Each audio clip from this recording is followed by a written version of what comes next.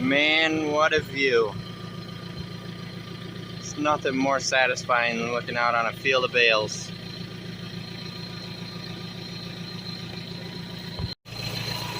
Hello everybody, welcome back to day 3 of wheat harvest. If you haven't been caught up or haven't watched the previous videos, we have 100 acres of wheat and we have a 3-day window to harvest it.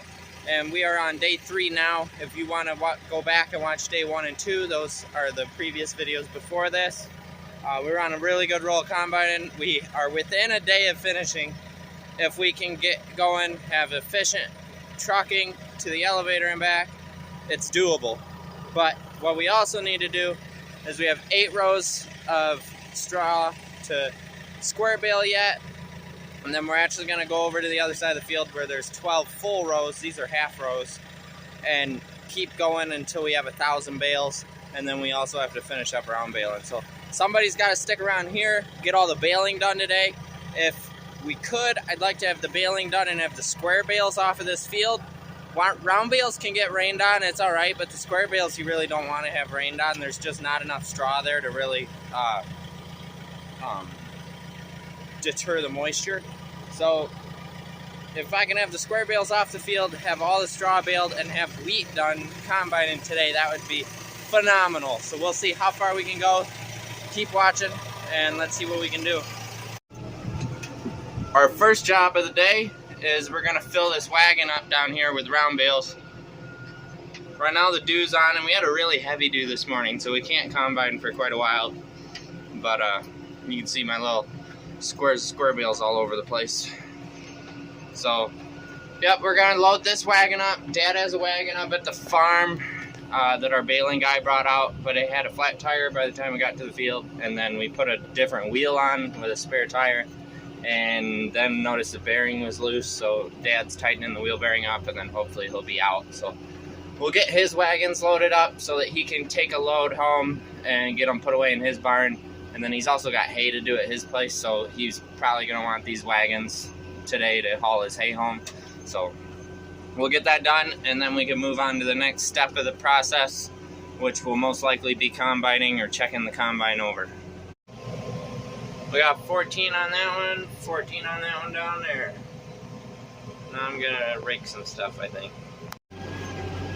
Before I hook the rake on, there's some blowed up round bales that I'm going to kind of use a spike and rake through to make sure there's no netting in.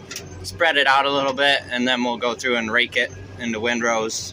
I think there's 4 or 5 of them out here.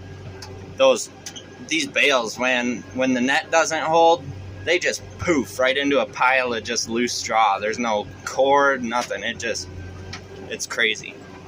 Ours don't do that. There's a lot of tension in them bales. They're rocks. So because we didn't get a full truck last night, we're gonna put what we did get in the bin since we have room. And that way we can start with a full truck, run for quite a while, 10 acres probably, and then run to the elevator, come back, fill the truck again, run back to the elevator, and then at that point we might be able to finish with wagons. So we'll run the wagons over there, fill them up and bring them home, we'll see. Otherwise we'll just fill the truck up again and bring it home. And then tomorrow, or yeah, probably tomorrow, we'll work on setting this bin up to haul out. And I'll be hauling out while those guys are working on hauling bales and stuff like that.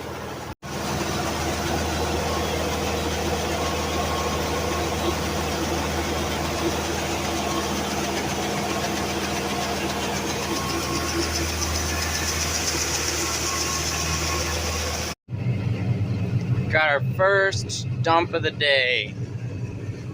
Starting out pretty heavy hitting in this field. This one's 27 acres.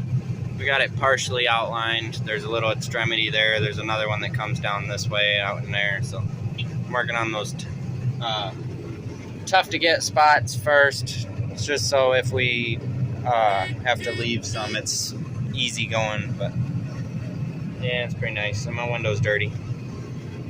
So, had a little bit of an oopsies. The feeder house was plugged when we started and we reversed it, and the fingers caught that middle stainless steel piece and ripped it up. So It took a while. We got that all put back together. That's why we're starting late.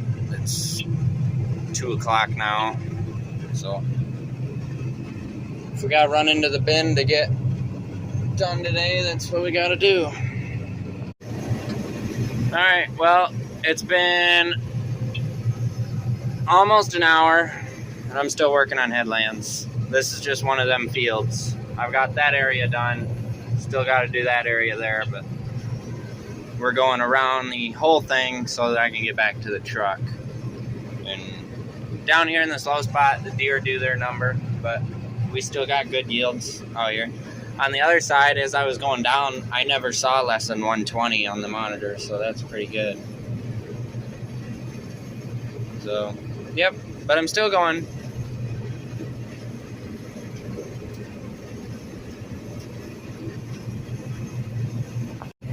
We're scooting along, truckload number 2. I've dumped once, so we're at almost 300 bushel in the truck.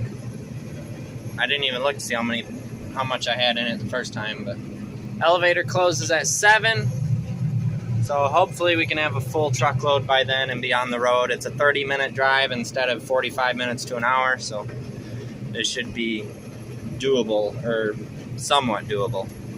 But anyway, just gonna keep keeping on. With those yields, I'm happy. That is insane. Some people might think, hey, that should be normal wheat yield, but this field is not top of the line dirt. This is marginal ground. And when it makes 135, 136 there, this is one of our lower yielding fields usually, but we stuck to the foliar and all that, and it seems to have paid off. Honestly, it does. So I am excited about what our corn and soybeans could be in the fall following the full program. This was partial program, but the corn and soybeans are full-fledged, Conklin AgriVantage, foliar, in-furrow, all that. So stay tuned if you want to see what a full high management, well, I wouldn't call it, we didn't really go the high management route, but higher management does on corn and soybeans. Stay tuned for this fall when we get out there, but from what I've seen here, I'm excited. Good news! Good news! We finished wheat. And you might be thinking to yourself, well, if you finished wheat, then why are you running wheat? The neighbor next to the field we just finished in was like, hey, gearbox went out on my combine. Can you guys come and combine for me? So it's like, hey, yeah, sure. So they came, brought their cart out, helped us finish up, got our stuff done faster, and so now we're running over here. We'll help them get, I think he said there's 30 acres left, so today, and if there's no rain tomorrow, we'll run tomorrow, and turn this into a 4-day video instead of a 3-day video series, so hang tight, guys, we're still running. This is some good wheat, too, it looks like. So, hopefully, help this guy get done. It sounds like he's having some trouble finding a gearbox for his combine, so see what happens there.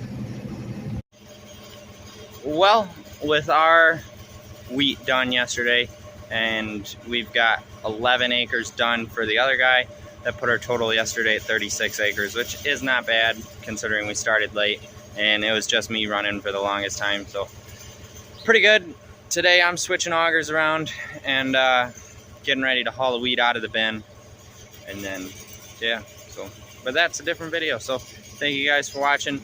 Hope you enjoyed a mini series of wheat harvest. We're waiting on a dry spell. We got a surprise half-inch of rain last night that wasn't called for in the forecast, so now we're playing the waiting game. I'm gonna go pack the combine up and put it in his barn, and when we get a weather spell, we'll go back over there and get it done.